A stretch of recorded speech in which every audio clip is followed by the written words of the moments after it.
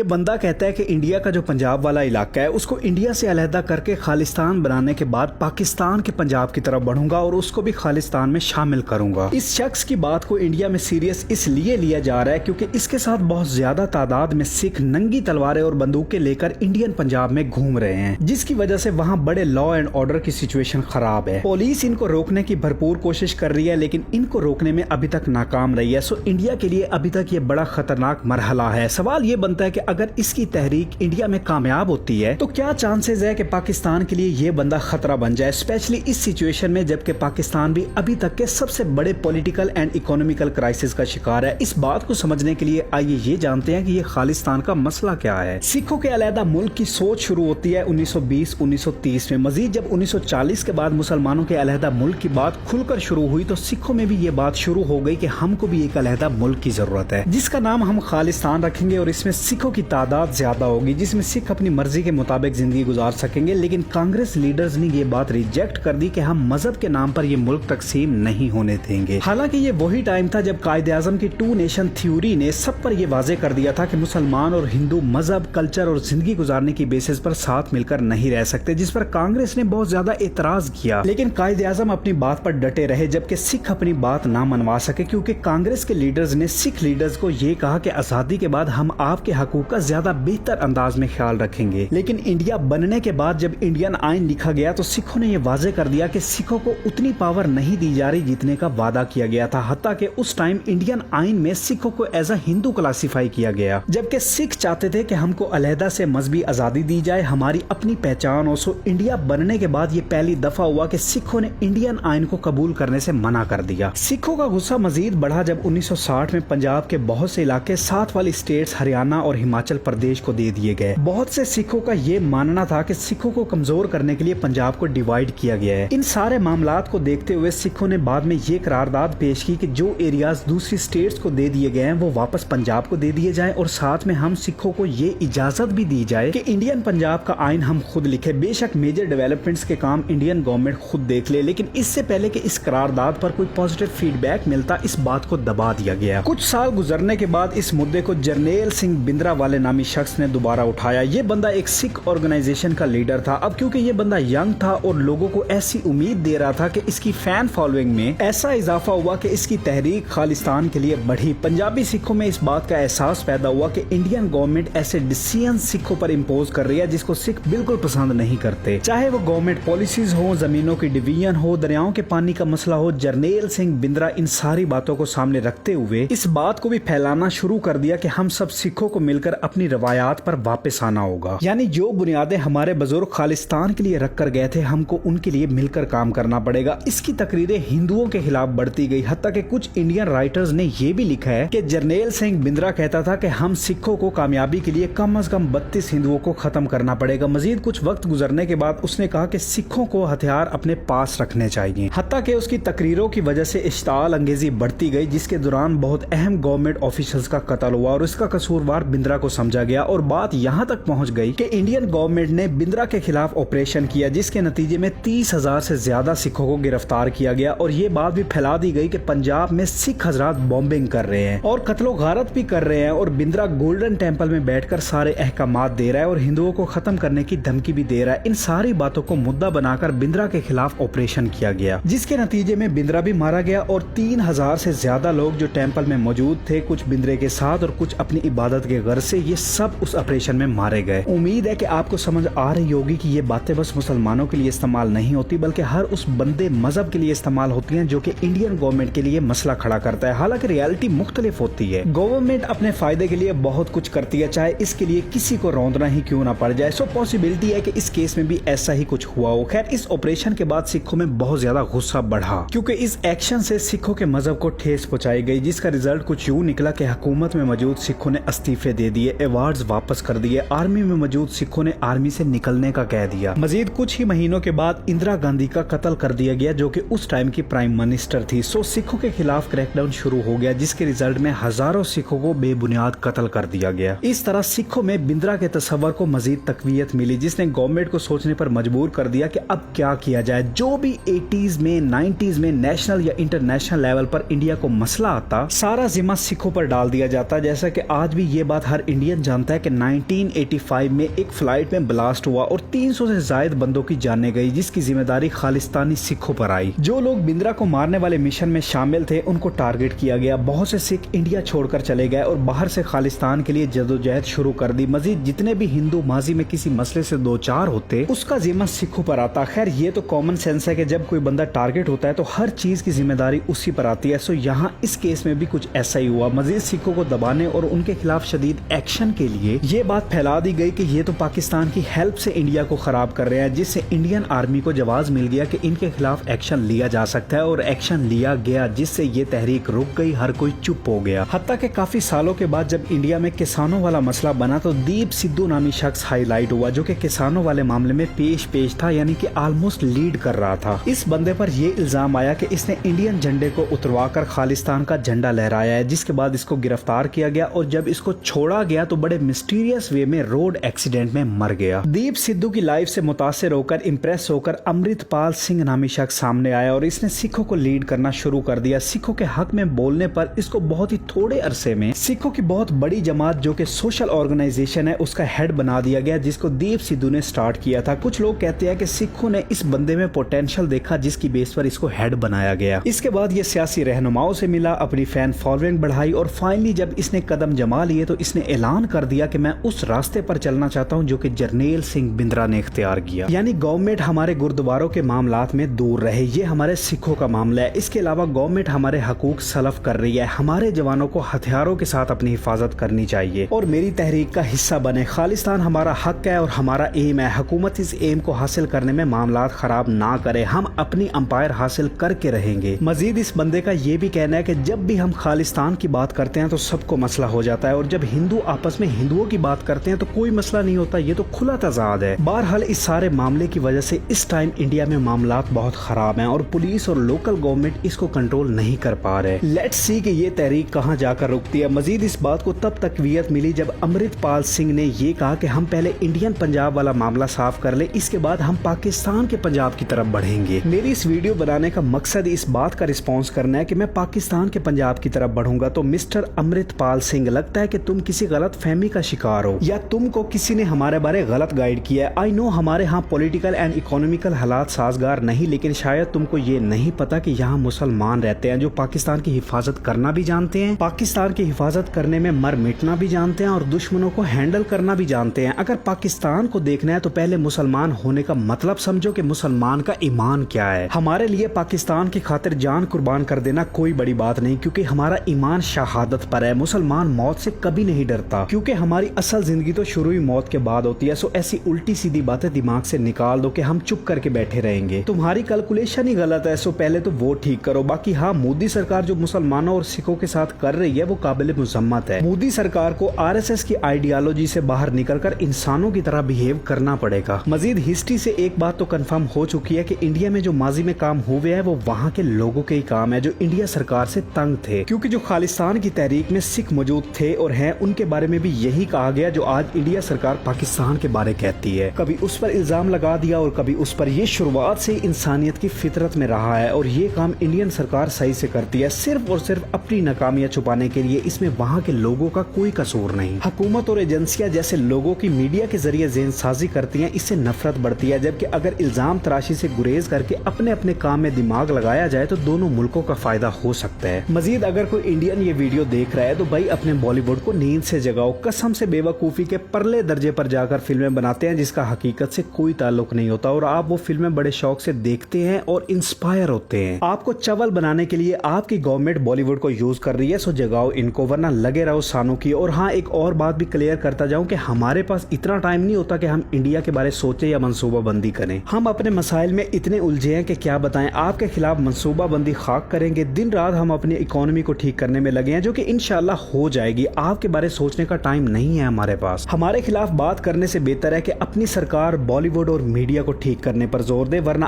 आपकी आने वाली नस्लें एहसास कमतरी का शिकार हो जाएंगी जिस तरह की इंफॉर्मेशन आपको दी जा रही है। उम्मीद है कि आप मेरी बात समझ रहे होंगे। मजीद शैतानी दुनिया के बारे में मैंने एक वीडियो बनाई है, वो जाकर देख लें, आपके लिए फायदा मंद होगी। लिंक डिस्क्रिप्शन में है। तो बस मेरी आज की वीडियो में बस इतना ही था। आपसे गुजारिश है कि चैनल जरूर सब्सक्राइब करें। तो मिलते हैं किसी और वीडियो में। अपना बहुत ज्यादा ख्याल रखिएगा। तब तक के लिए खुदा हाफिज।